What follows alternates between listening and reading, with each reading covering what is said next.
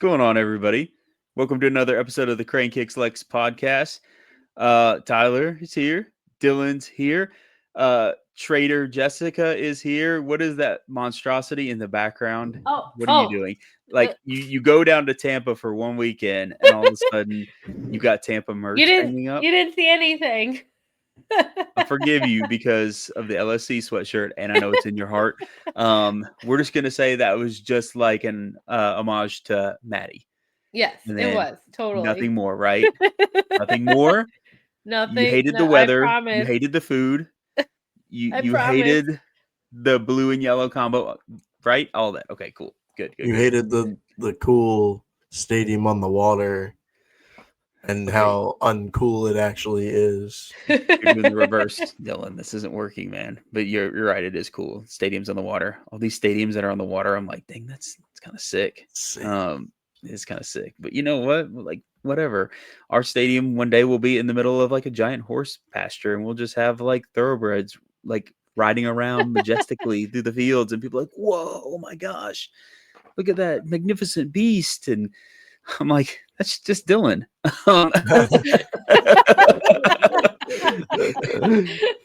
But no, I'm glad to have you guys back. I'm excited to talk some more Super League action. We got some stuff to talk about for the men's team too. We're finally getting some news trickling in. First off, I do want to kind of jump back to Jessica, your trip to Tampa. How was that? It was fun. Okay, granted, I think based on just how the ref was calling the game, it definitely got a bit heated with the fans. Yeah. Lots of booing at calls and stuff like that. But outside of that, the atmosphere was pretty neat. Yeah, I mean, being on the water was pretty cool. Or next to the water. And how we have the club, they have the little club set up. Yeah. They had kind of outdoor shipping container thing set up, which was pretty neat. And I was like, oh, I mean, it makes sense because it's Florida, so it doesn't get frigid out here like it does at LSC. Right. So that was a pretty neat setup for, people that had that access. I wanted to test out more of their food to see how it compared, but what I had it was a hot dog. Well, I mean, that was not what I was expecting. You were like, yeah, it was pretty good. I went to this restaurant and they had like this, and this. You're like, no, it's that hot dog. I mean, they had a food truck and Chick-fil-A. I got you. You're talking about stadium food. I thought you were just like commenting on the general fare of Tampa for a second. Oh, no. I walked around for blocks and I was like, whatever. Like, it's a hot dog stand. Yeah. I got you now. Yeah, overall, it was a neat experience, and that was the first time I got to experience being an away fan at a game, and so just the vibe was it's very different. I just felt like everyone was staring at me like, "What do you?" Yeah, it's always interesting when that happens. Mm-hmm. Yeah, you always have like that like weird feeling. Like, Dylan, I know you've been to Colorado, and then like I've been to Knoxville a couple times and Louisville, and you're always like, okay, yeah, nobody else is wearing green. That's Who do I high five right now? Right. Although my trips to Knoxville, there were quite a few LSC fans that went during those, so that was cool. But yes, even still though, you walk through the sea and you're like, okay, where's my pack of people at? Like, right. Come on, you greens, and they're like, hiss at you, and I'm sorry. I lied. I guess technically going to the Louisville friendly. So I had that one other instance. I feel like that counts. It's kind of like doesn't at the same time because it was a friendly game, but yeah. But still, I'll count it. It was still a lot of fun. Got to see Maddie, and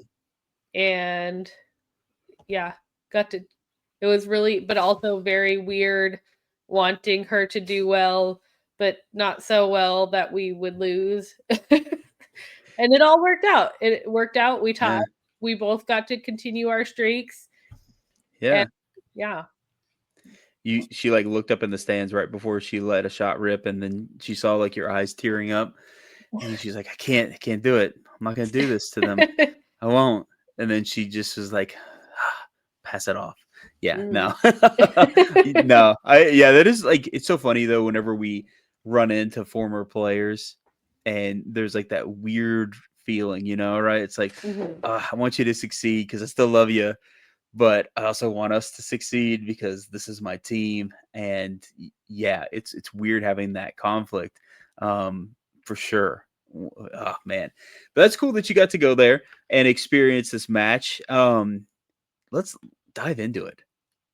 We had a chance to break the record for longest unbeaten streak. Now, caveat, right? We've got a game from last season tacked into the mix, so it's not necessarily that we broke it just for the season alone. So, ladies from last season, shout out for contributing to this unbeaten streak of now 12. That has put us in the history book so far. I don't think we're done. I'd like to see us just keep like crushing this and set the bar so high that everybody's just like, how do we even do that? How do we accomplish what they just did? So Yeah. I'm ready to see that just continue on. But how cool was it to just finally be on the right side of history with that stuff? I feel like that's happening a little bit more often here lately for our club. We've talked about that before, and now we've got another little check mark we can say like, we did something good in the history books. Like, it's not something that we're going to be remembered for in a bad way, which is really neat. This game, though, I know, Jessica, you mentioned Tampa being on an unbeaten streak of their own. They've done pretty good about collecting draws, and they had one win in the midst of that streak, but they're still bottom of the table. Yeah. I was honestly thinking, okay, we can definitely win, but you know how those games go. When you're number one or you're like somewhere floating around the top of the table and you face a like struggling team or somebody who's towards the bottom, it always seems like they rise to the occasion. It's like it gives them some extra fuel and some extra fire, and all of a sudden you're like, what the heck? Like, this is not the game we were thinking it was going to be. It's kind of like that game we faced off with Carolina when they were struggling, and Carolina actually seemed to have a little bit of our number, and we were like, what's going on right now? I think the same happened with Tampa. I think part of that is like everyone knows when you're number one, they want to give you their hardest. Oh, yeah. 100%. I would agree with that. Like, I mean, because who doesn't want to take down number one, especially number one that's unbeaten? Like, we've said this before on here. Like, that is now the feather that everybody's chasing to put in their cap to be able to say, we did that to them. Nobody wants a record, against them, and they definitely knew that going in. And you can definitely feel that in their physicality too. Yeah, man, that game was insanely physical, especially from Tampa. Like, the reffing, we were kind of talking about the reffing before the pod episode even started recording, right? I don't think the reffing was necessarily bad, but I do feel it was inconsistent in some ways. If that makes sense. Like, I think two things can be true there. I just kind of, I was left scratching my head every time that one of Tampa's players would pick up one of our players and then choke slam them through a folding table, and the ref would say, that's just a normal foul, no card. And then one of our players would tug on somebody's kit, and the ref was like, that is a yellow card. What are you doing, ma'am? And I'm like, wait, hold on a second. Let's be a little consistent here. So it was a little weird to me that we ended up with as many cards as we did when Tampa was clearly the more physical club. Like, I don't think we really even got physical until a little bit later in the game when we were almost like, I wouldn't say retaliating, but we were like, okay, if that's the type of game this is going to be, then we've got to be a little bit more physical ourselves, because we can't just keep getting bullied physically on the pitch and the ref not actually call anything. I mean, there were calls, don't get me wrong, but not as many cards as probably should have been called, in my opinion. It was hard for us to even play physical back because when we did play physical back, Tampa Bay would fall and then look at the ref and be like, like, card, please. And then, the ref just feels obligated, Yeah, there were 8 yellows. 5 of them were ours. Yeah. Which that's very inconsistent. Yes, I could live with it if it was equal. Like it was like 5-5 or 3-3. I'd be like, oh, okay, or 6-5 is even closer. Yeah, because I mean, I don't want it to get twisted. Tampa was getting called for fouls. Like it wasn't like they were getting away with things just outright, but some cards probably needed to be issued on a few of those because they were probably one of the more physical teams that I think we've faced so far. I'm having trouble thinking of a team that's been more physical. Fort Lauderdale's pretty physical. They are, yeah. They're up there with them too. Something about those like Florida teams, all irradiated from the sunshine or something, going Incredible Hulk and raging out on people. Angry, yeah. I'm so mad, and just I don't know. It just seemed like that could have been a little bit better. Now, again, that being said, do I think we were playing our best game? Not at all. Not at all. That's actually probably one of the sloppier games we've played. And I mean, no offense. And I think anybody on the team would probably be like, yeah, we weren't as clean as we normally on things. But like, especially the first, I don't know, 60% of the match, it just felt like we had a lot of errant passes. We were like very frantic with a lot of our play. And we just weren't doing the things that we saw in the previous match where we were just a machine. Yeah. And like every pass was bing, bing, bing, bing, bing. Now instead it's like, oh man, that person got the ball. Oh, this person got the ball. And then like even the recoveries weren't quite as like purposeful as what we're used to seeing from the squad. And so I'm not really sure what the common denominator is that would have like caused that to kind of flourish throughout the team. But it definitely didn't seem like we were us in this match. Yeah, and I don't know. Maybe it was just the idea of we have a chance to break a record, and so that gives you a little bit of like a, I want to do this for the fans. I want to do this for myself. I want to be part of this. Or maybe it truly was just that Tampa was really prepared and raring to go, and they were just ready for it, and we weren't really expecting them to be as ready for it as they were. I don't know. I mean, at the end of the day, we pulled it off, but it felt like later in the game too, we were creating like a good amount of chances, like towards the net too. Just like nothing could turn our way. Like we could never get the angle right, just to get the goal. I feel like we were still aggressive, but if we maintain that, aggressive, like you said, Tyler, there's that 60% of the game, missing that, that part of it. So I think if we, held it evenly, would have maybe seen a better result for us. But, I'm always good with a draw away. Like especially with setting the record and everything, it's really good. Man, I just always feel confident in our team, though. You know what I mean? Like I just always think we can win. Yeah, 100% on that. Kat Berry's goal was awesome too. It was really awesome. Sick. Yeah. And the crazy thing about that goal is it's not the first time she scored like that, where it's just one of those pure instinct. Yeah. I'm hitting the volley, it's going in type of situations. Yes. She knew it was coming and everything.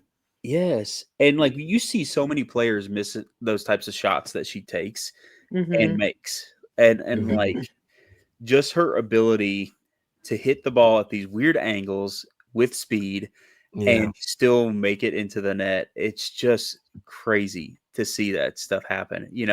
Like, man, like between her and Addie McCain, I mean, really we've done this. You can list any player, but between the two of those, like neck and neck, like I feel like they're just sitting there playing chase with each other, saying like, hey, I bet you $5 I can make it to the golden boot before you do. You know what I mean? Like, as soon as one scores, the other one scores back, and it's just back and forth constantly. And Addie McCain, of course, is now the highest scoring player in all of Super League history, which is super cool.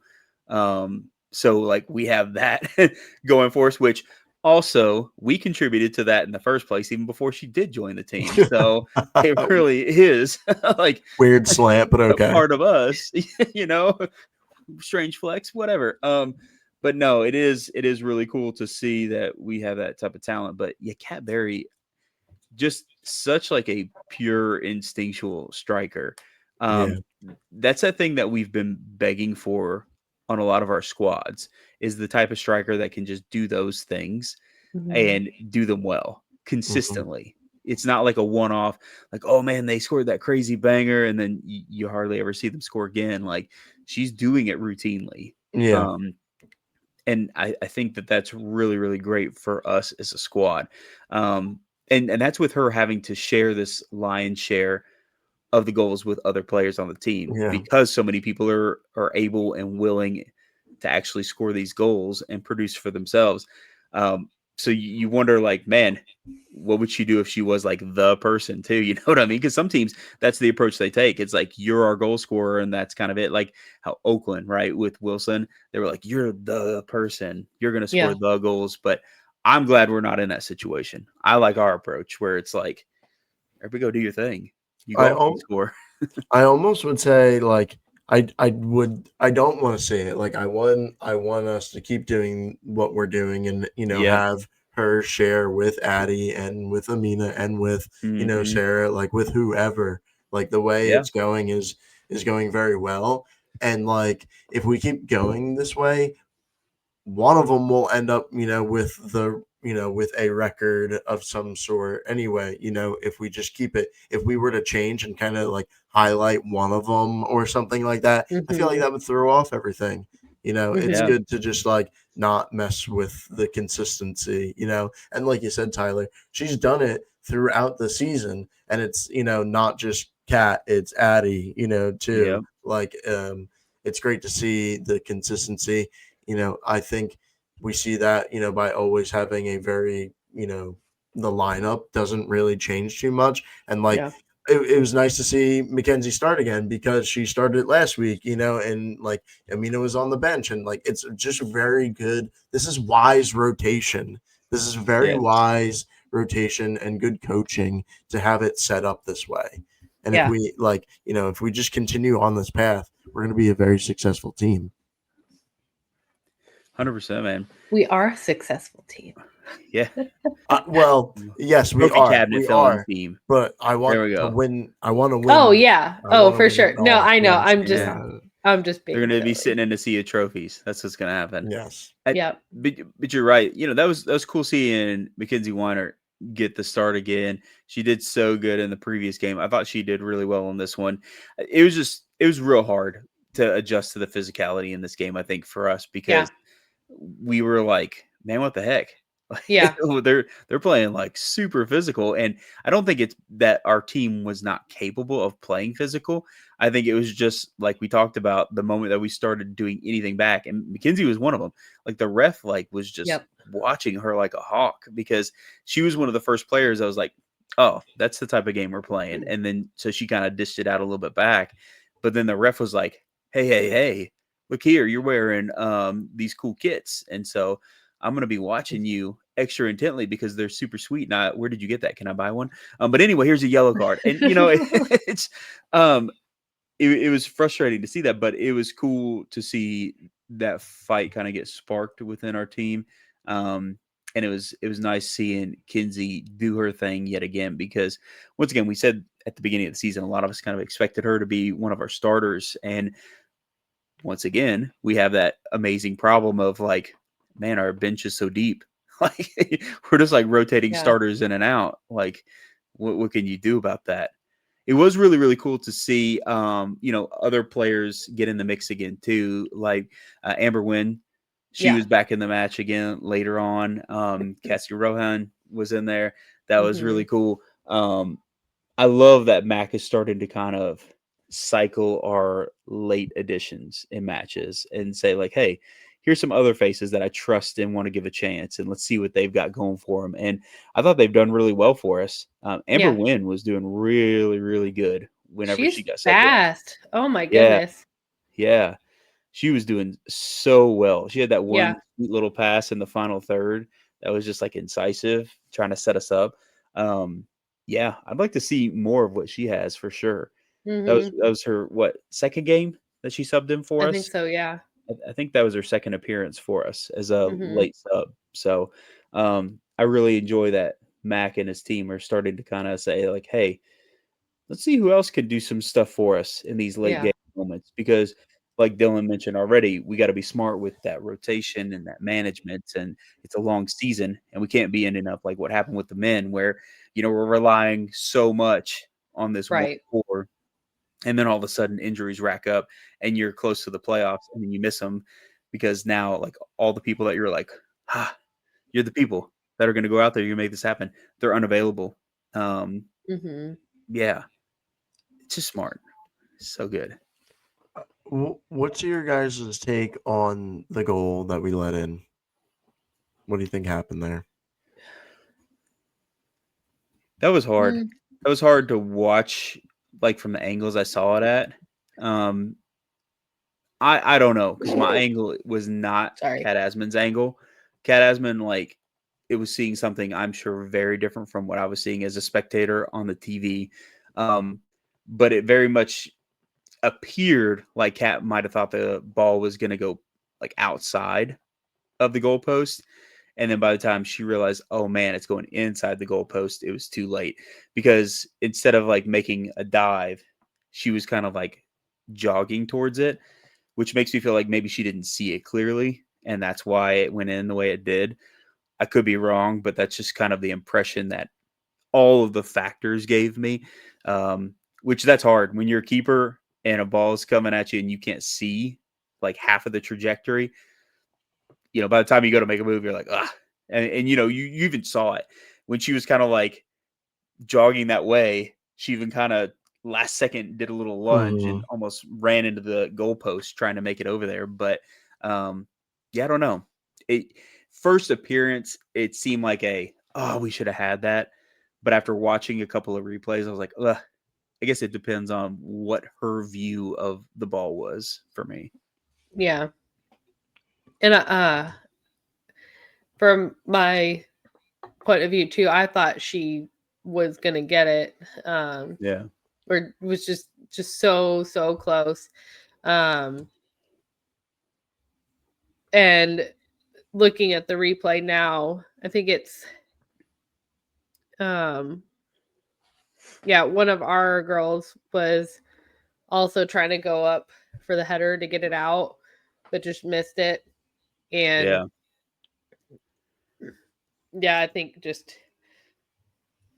all around not our best moment by any means. Felt like the attacker probably could have used a little bit more attention from a player to not let that happen. But sometimes it's those little sneaky ones that get you, I guess. It just my biggest thing that kind of broke my heart was how quickly it happened after we scored. We scored, and then just a few seconds later, it was like, oh, they clawed one back, which, I mean, of course, in my head, I'm like, I'm not sweating this. We're going to get another goal. It's not a big deal. But I think that was kind of like the heartbreaker for me, is it was just right off of the tail of us scoring. And then it was like, dang it. Yeah, it looks like it was doubt. Looks like it was Melissa Bourgeois. Maybe. It's hard to tell. Yeah. What about you, Dylan? You asked a question. I'm curious your thoughts. It seemed to me, and the announcer said this as well. It seemed like a late jump. It seemed like, and even the jump was kind of like, you were kind of saying like a jogging motion, so it wasn't like a full jump. So I don't know. There was definitely like unmarked defender too, so there was that at play. So I think there are two truths. You know what I mean? Like, it probably could have been saved by two people. Yeah. It was like a weird little breakdown for us, and it kind of comes back to the physicality. I think unsettled us in more ways than one, you know, and I think it just threw us out of our normal flow. Yeah. Because we're a really technical team. We're very Right. good about making connections and interchange on the play and all that. But I think that they were just really, really smart about throwing a wrench in our plans and Yeah. not necessarily outplaying us, but definitely making it so it was hard to play the way we really, really like to play. Yeah. And I think even the announcers at one point were like, Lexington still is controlling things and playing their game. And I feel like we were to a point, but I feel like Tampa was really just making it hard for us. And we were having to kind of step outside of our comfort zone a little bit to make things We happen. weren't getting Because 16 passes out in a row. No. And if we were in our true flow and like who we are as a team, we would have scored like 3 on them. And, you know, Dylan already mentioned this. A lot of our chances came pretty late, I feel like. All the really good chances. The ones that we were like, how did that not go in? Like, there were so many of those in the second half where it just felt like, why won't the ball go past that line? Why won't it just go past the line, please? Well, and that near breakaway in the first half that Addie McCain had, where I mean the defenders were running up on her, but essentially it was just her and the goalie, and I'm like, I feel like that was such a missed opportunity. If I was Tampa, their keeper would get player of the match for sure because their keeper was playing she had some good saves and was making incredible saves as well, you know. Yeah. They even had some defenders kind of hassle us a little bit too, but I know which one you're talking about with the McCain play, Jessica. And like I was wondering that too. Like she slows up whenever she's making the run, and I was like, okay. And obviously from where we're watching on TV, we can't see the whole like pitch like you could.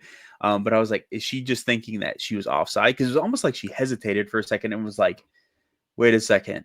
Like, am I supposed to be here? And so I don't know if she just didn't check her shoulder and thought maybe she would have been offside or something, or I don't know if she was thinking that she had help and then she realized she didn't have help and then was like, okay, what do I want to do now? Because by that point, like, what was it? 2 or 3 players had caught up to her. Right. And then it kind of became a little bit of a tight situation. But it's always hard in those moments. I just feel like we had a lot of chances that just right there for us to get those 3 points. And for some reason, we just could not get it to happen.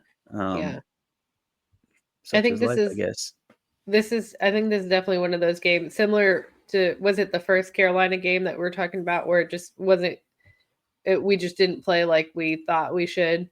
Yeah. This felt like one of those.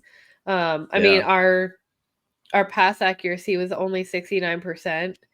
And normally it's in the upper 70s, like way up, like at least 10% high, almost 10% higher. Normally it seemed like we had 22 shots with 5 on goal. So yeah, that was a staggering amount to me when they showed that during the match, or like that might have been at the end of the match. You know, the stats at the end and seeing only, you know, that ratio. Yeah. Yeah. Well, and so in that sense, I remember Alyssa Bourgeois after that Carolina game saying we just needed to take more shots. We needed to get more aggressive with taking shots. And then who did we play after that? When we just let them rip. Yeah. And so anything. yeah. Oh, wait, which? Well, now I'm trying to remember which game that was. Where it seemed like the next game we just totally dominated. Yeah. Oh, maybe it was Spokane, and then we beat Dallas 6-1. Yeah. That's what it was. Yeah. It was Spokane where we're like, we feel like we should have won that game, and then we just totally demolished Dallas. Yeah. So maybe we'll have one of those where Mac is like, that's not how we should have played, and we're going to play better, and we're going to let it rip, and we're just going to dominate Spokane next game. And the good news is I don't think there are very many teams in the league that can pull off the style of play that Tampa employs, especially with their physicality. I don't think really anybody else does that to that level. Like you mentioned Fort Lauderdale, I think they're pretty physical.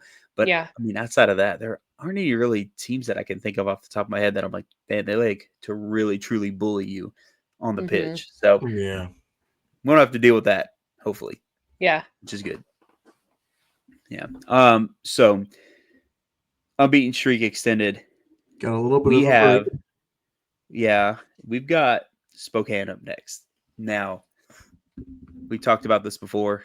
They're like that team. For me, we have to beat. Yeah, I want to beat. I agree. Like, has to happen. Yeah. And like, I know it's not necessarily like dire that we beat them. If we draw, okay, whatever. But this is one of those final teams for me that we got to do this.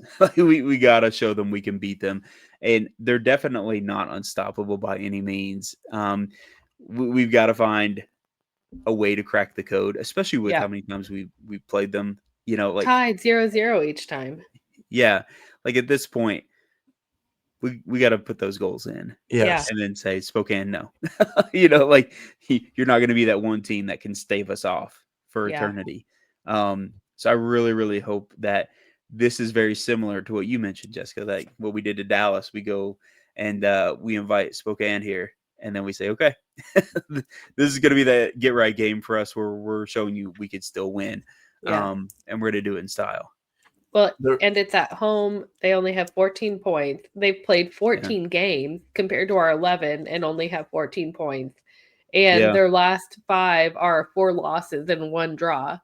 So it's possible. Right for the taking. There was that one game too where, you know, Max switched it up and had Shea start over Kat. And what do you remember which game that was? And they played really well.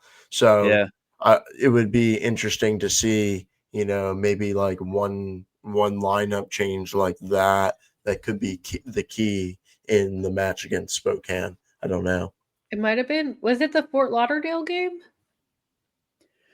Or Carolina? So. It feels like Fort Lauderdale because I think it ended up playing off really well. Right. Yeah, it was Fort Lauderdale. But my sentiment is like maybe there's one thing that Mac will see in order to unlock, you know. Right. That's true. That's true. I agree. Whether it's the lineup or just overall strategy. Yeah. I don't know. I think I've got a good feeling about this one. I think this is the one where we finally get the 3 points off of Spokane. My hopes and dreams are that that's the case. So we got a little bit of time between now and that game, which is nice to formulate a game plan and kind of look at what went down at Tampa and how we want to kind of tweak things and go against them. Man, isn't this wild though, that we're sitting here being like, man, we didn't have that great of a game against Tampa, and here we are unbeaten. What a privileged life we're living right now. You know what I mean? That's true. I feel like one of these fans of these other teams that's always winning championships and be like, dang it, we only won the Players' Shield again for the 70th time. What the heck are we doing? Fire your coach. I'm starting to feel that way. Right. No, it is nice. It is nice though. And I think that we got this. And that's also the game that they've got the teddy bear toss, which is really cool. So if you bring a new stuffed animal, we'll bag it and you get to throw it on the pitch and it goes to a good cause, which is really, really neat. I love what we do theme nights like that. Yeah. Where it's like, I do too. You know what I mean? Free ticket. Yes. You get free admission. So like, that's even better. I really love that. You know, I love pointless theme nights. Don't get me wrong, but I really like the theme nights that have a point like this purpose. One. Yeah. Yes. So I'm excited. I gotta go shopping and get some stuffed animals, throw onto the pitch. I'm ready for that. So, lots to look forward to in this next December match as we approach the end of the first half of the season. Like, what the heck? Like, how are we already there? Wow. Yeah. Already almost halfway through. Yeah. Jeez. It's going really fast, I feel. But I think it's also just because, you know, we've been in the mix. Time flies when you're having fun. Yeah. You know how it goes. All right. Let's transition to our men's team news. Like, it's been a little bit like radio silent here recently. Lots of questions. Who's staying? Who's going? change your regime, not change your regime. What are we doing? When are we doing it? All that stuff, especially with other teams releasing a lot of that types of information. A lot of teams have already gone ahead and said, hey, we're making a change here, here, and here. We have finally entered the chat and decided to release our list of players that are staying and are departing, which always a grain of salt, right? There's always a grain of salt because we've seen this before where it's like, look at all these players staying. And then you're like, wait a second. And we're putting them on loan. Staying where? Yeah, right? Like staying where exactly? So can I say this one thing? I'm really glad that the club actually like posted a thank you and like said, everyone's name. I appreciate that because we're always like kind of dying, at the end of the day, like, we always want to know. And sometimes people don't look at the, when they release the link and, everything. So I think it's nice to have a little bit more closure with the, with the post like that. Yeah, for sure. I 100% agree. Because in the past, we've done a lot of like sweep under the rug. Yeah. Will they, won't they? Quiet goodbye. Yeah. Quiet goodbye. So that is really good. Yeah, so like our list as of right now, we got Adetikin, Blessing, Burks, Ferry, Firmino, Green, Hafferty, Henry Scott, Ketterer, Medense, Rodriguez, Thompson, and Zinge. Oh, excuse me, and as well as Yosef, all staying with us as of right now. Which that's really cool with the Milo Yosef thing because I know he's been injured all season and we didn't get to see him. The fact that they are exercising his option makes me feel like they really believe that he can be a vital piece for this team. For him to not play that whole year and them still be like, nah, we want to see what you got still. So I hope it pans out. He's one player that I was like, man, like, I want to at least see what you had going for you. Like, and I know he did good with Tulsa and he's had a good career. So maybe they come back better than ever for us. So, question for someone who may not be as knowledgeable with the soccer terms when it comes to rosters, can you explain what exercising an option means? Means they go to the gym and they work out a lot. They're exercising. That's their option, is to exercise. Is it actually? Just stare at Dylan in silence. You can't mess with it. I'm too gullible, Dylan. Don't feed into this. No, a lot of contracts. I'm like, Dylan, what the heck? I'm muting you. A lot of contracts, they'll set it up to where it's like, hey, you're for sure going to play for a year. And we're going to build into your contract that we can say, hey, we want you back for another year, which a lot of times that still gives players wiggle room to say, sure thing or no thanks. So it basically means that we would like him back and we would like to continue his tenure with us. So yeah, that was a good question, Jessica. So at that point, can he still decide if he wants to go somewhere else or is he locked in?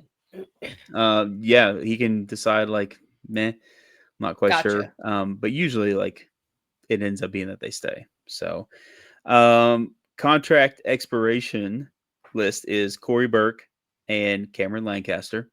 No. Yeah, which Lancaster was loaned out, if you don't remember, to Lou City. And but his contract is not renewed with us. Option declined list is Nico Brown. What the heck? Sheesh. 15 million thumbs down, whatever. Edre Caceres, Gael Jaber is not coming back. Kimball Jackson, another year one, not coming back. Azad Liati, Josh Ramsey, Daniel Wu. And then two players had their contracts bought out. Sophie Jafal, what a bummer, and Danny Barber. So 14 players returning, quite a few not returning. A lot of players not even listed.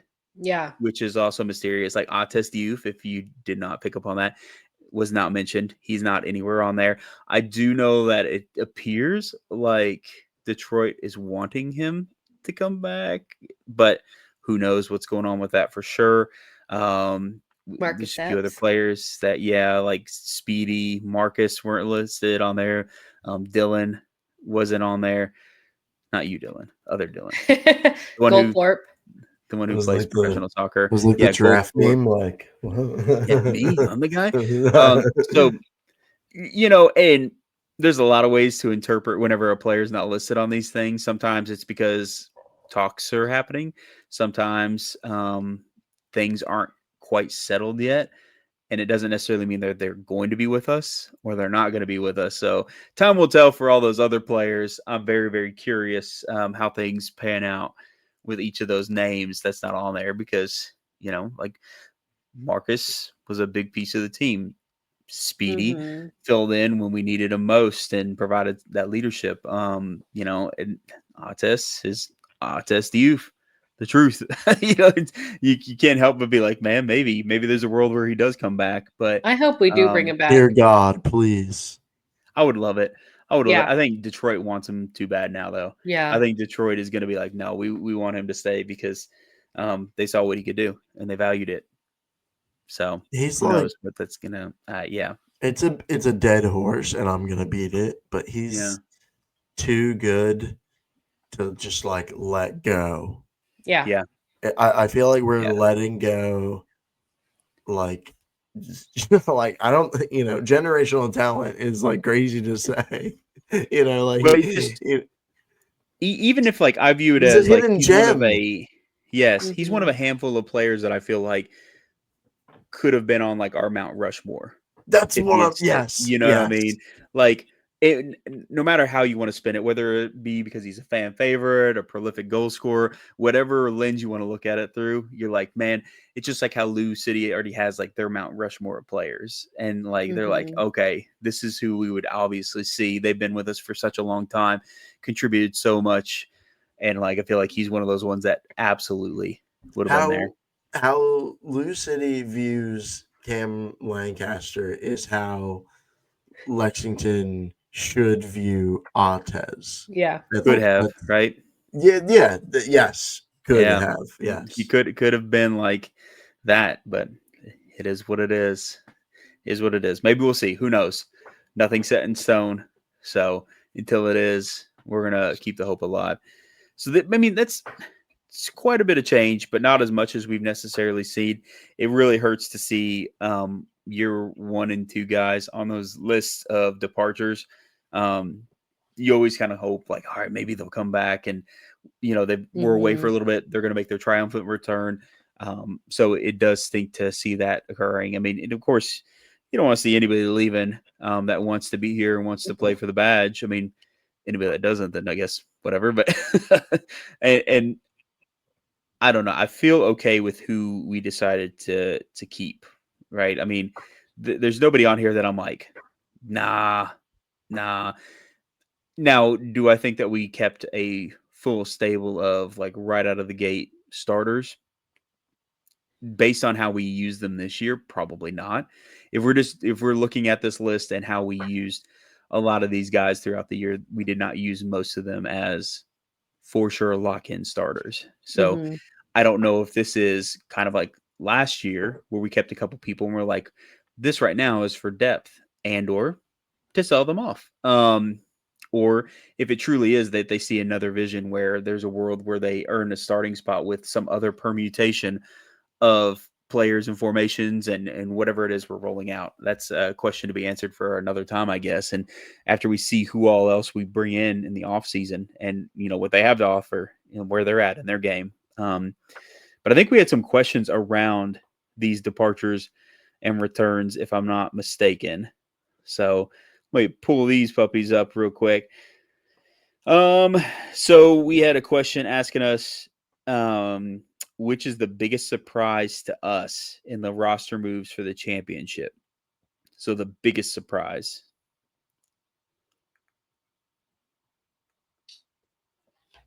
I'll somewhat agree with Alfonso with his question where bringing both Thompson and Ketterer back. I was kind of surprised to see that. I'm pleasantly surprised. Not, I somewhat neutral in that because I feel like they both did a good job. Yeah. But I was surprised to see both. Again, I think we'd already talked about this. Really wished we could have bought out Kieran Sargent's contract. Yeah. And I'm really bummed. I'm bummed about losing Jafal because I think he was really good. Yeah. You're kind of delving into Tim's question there. You're over here cheating. You're Sorry, my bad. Cheating. What are you doing? I think my biggest surprise is Sophie's contract buyout. I was kind of hopeful that it'd work out for him to stay here. I really, really enjoyed his game and what he brought onto the field for us. And I thought he was a really personable guy. I thought there was a lot going on there that I was like, that'd be really cool if we could lock him down for a little bit longer. So I was kind of surprised to see his contract being bought out, honestly. Dylan? I think the goalkeeper one is, definitely a surprise to me. But I think my biggest surprise is keeping Firmino. I just think like the season he had wasn't enough. Just sorry. It's just Jessica, you owe me $10.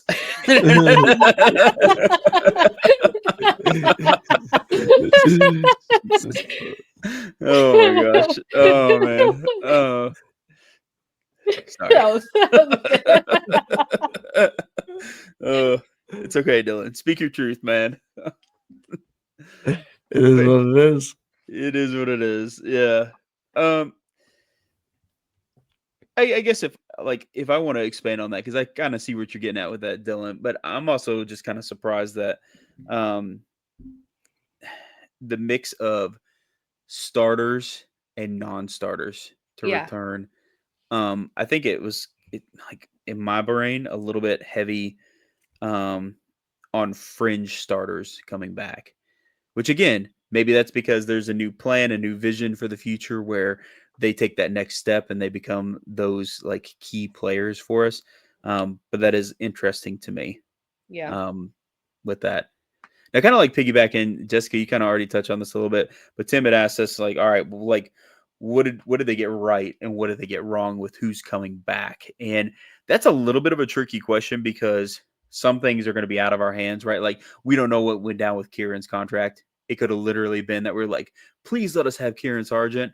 And they're like, nope, he's coming back to us, buddy. Played too good. And, there's not much we can do at that point. So some things are hard to fault the club for. And I think most people understand that. As far as getting right, for me, like definite get right happened earlier than now. Like it happened before the season was even over. Yeah. But us like locking down Adetikin, that was a massive get right. Like saying, hey, we are keeping you. Same thing with like Blaine Ferry saying, yeah, we're keeping you for sure. I agree with Latif, that. we didn't have it quite as much clarity, but I think that was a get right because I don't think we really scratched the surface with him. No. I think we didn't see enough time with him out there on the pitch gaining momentum to really see what he truly has to offer. So I think there were a good number of get rights on here. I think obviously Kendall Burks is a big get right. I think Medence is a big get right too. There's a lot of potential in him.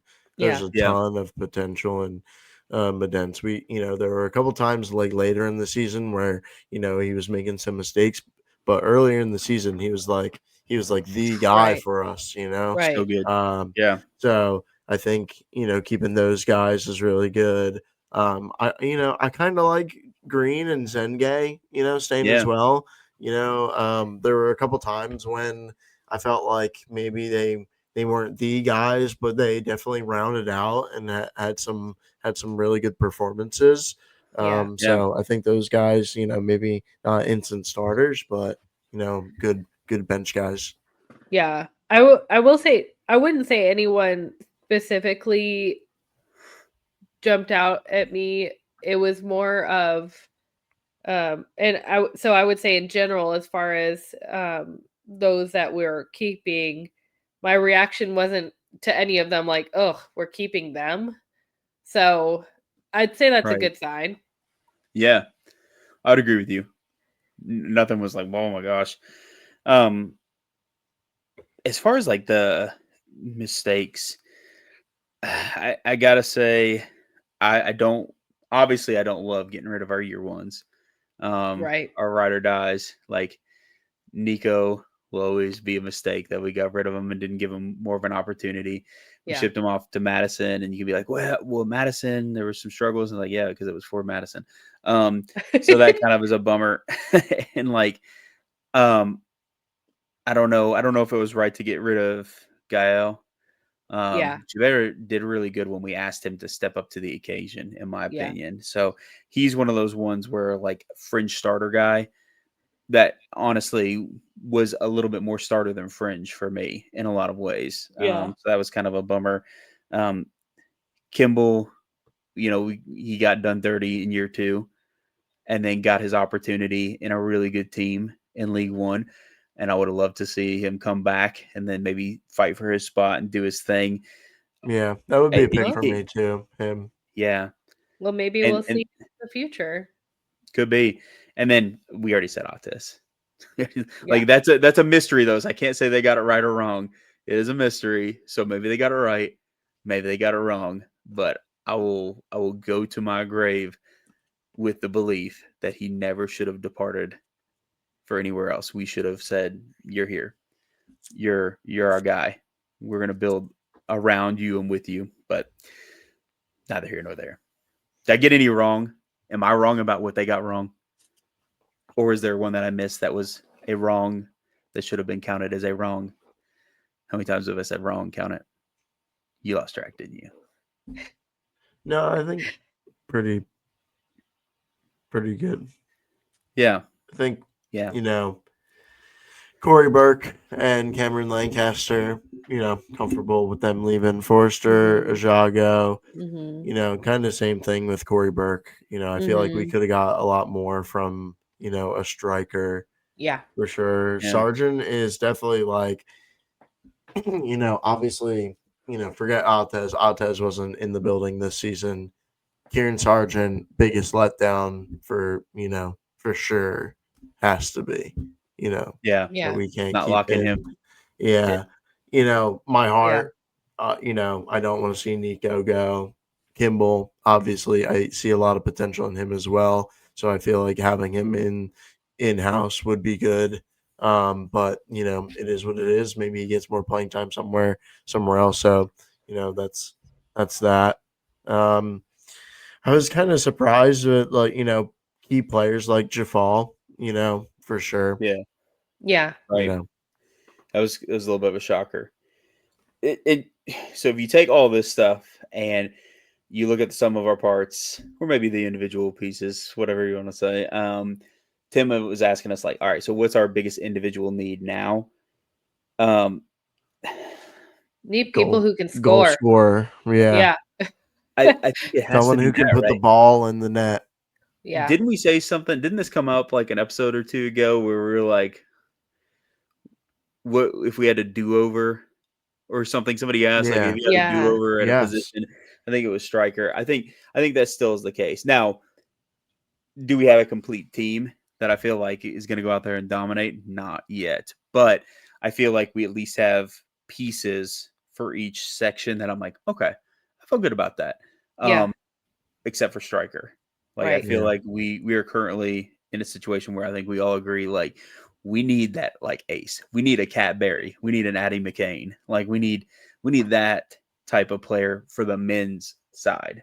That it's just going to be clinical. It's going to be automatic. They're going to score more often than they're not. Because I don't really feel like we had that this year for the men. Like, we had talented players, don't get me wrong, but like, I just feel like we weren't seeing the same types of goals coming off of them that we were seeing from our ladies, right? No disrespect, but I mean, like, it's just our striking core for our ladies has been really phenomenal, and I think that that's what we need to move towards for the men, because if we're actually scoring these types of goals on the regular, we're not sitting there battling it out with a 0-0 draw or trying to battle from behind, or I just that's got to be the spot. Yeah. More goals. I have a question for you guys. Out of the players that we kept, how many, you don't have to name them, but how many starters do you think we have? Let's see. Let's see. I have 4. I'm going to give it 5 or 6 is kind of where I'm floating. Yeah. 5 or 6. Or should I say I 6 or 7? I could go 5. I could go 5 for sure. Yeah. Yeah, I would say a solid 5, probably 6. Yeah, probably 6 actually. I think we're going to go 6. Yeah, for me, we got 6. Our prediction for next 6. year. Well, I don't know if I'm going to put a prediction. I won't on it. stick to that. I'm just sure. I'm gonna say I've got 6 in mind that I'm like, I will feel okay if they end up being one of our starters. I would say that as well. And we cannot find anything beyond their talents. And I feel like I'm okay with their talents. I'm not sitting here looking for something beyond their talents. So when I look at them, I'm like, okay, yeah, you're it. Like, I feel you've got the job. And I don't know that we need to try and find somebody to take your job. You know what I'm saying? Yeah. So I think 6 comfortably. That was good. Thank you for letting us abstain on names. Because I hate doing that. Because I do believe in all these players. Okay, give me your favorite one. You know, I'm just kidding. My favorite one. Okay, let's see. Let's pull it up. No, sorry, I'm not gonna do it again. But yeah, 6 starters. No. yeah. Autis. No, I do think that this year we've really got to get it right. The women's team has captured lightning in a bottle, and that is don't say that, because lightning in a bottle is like you only have it for that moment. We want sustained success. Buddy, I hate to break it to you, but after this year, half these players are getting sold somewhere because they're doing so good. I know. They're doing but I too thought good. We were supposed to be a fortress. We're suffering from success. I thought we were supposed to be a fortress of soccer. But, buddy, we're suffering from success. That's what it is. No, maybe they'll all stay if we cry our hardest. Send them like nice notes, being like, please don't leave. You'll make my family sad. And I'll send them pictures of my 2 kids crying. And yeah, that'll be fine. But the point being, I just really hope that this is the year we get the chemistry right and all of that starts meshing. I feel like this year's chemistry was good. It wasn't bad. Don't get me wrong. But I mean, we need something that it feels like everybody's on the same page every match, even the tough matches. You need to be able to feel that same energy and that same like, okay, it's okay. We got this. Just settle and we all know what we're capable of as a squad, and we're going to do this thing. And so, I don't know. This comes off as harsh, but I think I want to see a little bit less ego from the men's squad. Yeah. This year than what we've seen the past 2 years. The past 2 years, we've had a lot of players that are like very much, I believe in myself, but almost to a detrimental level to where it supersedes the overall team. And I'm not in that locker room. I'm not there visiting them day after day. It's just the vibe that's given off in matches. And yeah, for sure. I really want to see it more like cohesive and like, yes, I am a great individual talent, but I am a great individual talent that's part of a great squad, like the women of individual talents, and we are all using these. Like, you know, don't be the Green Ranger. Don't be running off on your own, being like, I'm gonna run around my own Zord. Like, Zord up. Come on, you bust out the Megazord. Everybody come together. Like how the women have been playing. They've been very cohesive. Despite the fact that they're all really great individual talents. They're not letting that overtake. Yeah. It's like I was saying earlier, like, if we have, if we're focusing on one individual, then it messes up. While we have two people who are really good at goal scorers, and we have people who are getting so many assists. So like if you talking about like what Tyler's talking about, like the individual aspect of it, take that away. It's a team effort, and that individual, the individual rewards and stats will come with when the team is doing well. Yep. Yeah. And it's not just that. It's not like I'm sitting here saying like, oh yeah, the guy's had a bad attitude. That's not what I'm trying to get at. So people aren't misunderstanding me. Like, ego is healthy in sport. You have to have it. You have to like walk in there being like, yeah, that's me. That I'm that person. Because you have to believe in yourself to a heightened level, and especially as a pro athlete. But and so that's not the only factor. I just want to see something different, right? We've seen a lot of buy talent, hype. And I want to see more grounded approaches going into this year of like, this is our chance to build.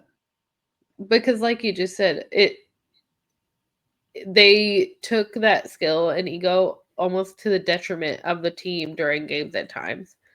Yeah. Where it didn't benefit everybody. And so and we suffered for it. Yeah. Yeah. I mean, and if anybody wants to come at me about that, go back and watch how many times during men's matches, like a player loses the ball or something, they throw their hands up and start walking instead of chasing it down. And then go watch the women's matches and watch how many times a woman loses the ball and then they chase the player down and go get it back. I'm just right. We watch a lot of LSC, so I'm just saying, like, there's going to be a little bit of a disparity there, and so I want to see something a little bit different. And I think that at the end of the day, it's got to come a lot from the coaching staff too. You know what I mean? The coaching staff has to get that vibe rolling pretty quick and saying like, all right, here's the plan, you guys. Like we are a unit. We are combining forces to make something happen. And you are all great individuals with great talents, but nobody's greater than what we are trying to do.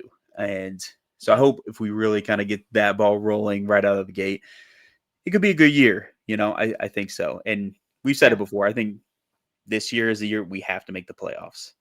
Like year 4, we have to make the playoffs. Like we're at that point, in my opinion. Just even an appearance would be a win. Hopefully more, maybe, possibly, could be. I don't know. All right, so our coach, we have no idea. Oh yeah, there's been radio silent on that, which is weird. It's very, very weird to not hear anything. Which I know a lot of people are like, oh yeah, that means for sure Boss is back. I don't know. It's always weird whenever teams are quiet, because if you have a coach that's for sure back, a lot of teams like to do they're back and get ready for year 2 with blah blah blah, and like sometimes they don't, but it seems weird not to. But in the same vein, like if somebody is not coming back, it feels weird to hold on to that for too long as well. So I don't know. That's another mysterious point, which now that like the actual roster has been revealed as far as departures and players being retained, maybe some official thing about the status of our coaching staff will come out too, because I think that's the other thing. A lot of people are really, really just like wondering about me, like, all right, so what's going on? Like, what are we doing? What's the guiding force going into next year? And, is it still Boss? Is it something different? Which is a fair question, because as we've talked about, we've gone through coaches like nothing else. Like, I think it's kind of like at this point, just expected. We're going to have a new coach every year until somebody tells us different. So I think that'll obviously change a lot of what occurs too, especially as we look to what players we're going to try and capture from elsewhere and bring into the mix. We shall see. Time shall tell. Maybe revealed before too long. I don't know. Maybe not this week because it's Thanksgiving week. So who knows? We'll find out. All right. Anything we're missing at all?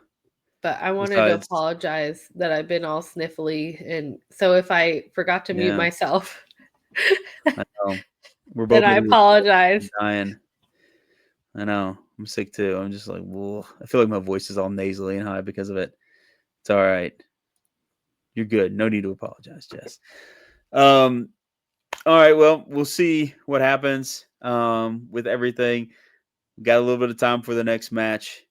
Hopefully, DC Power does not manage to get Trinity Rodman to sign with him by the time we play them next.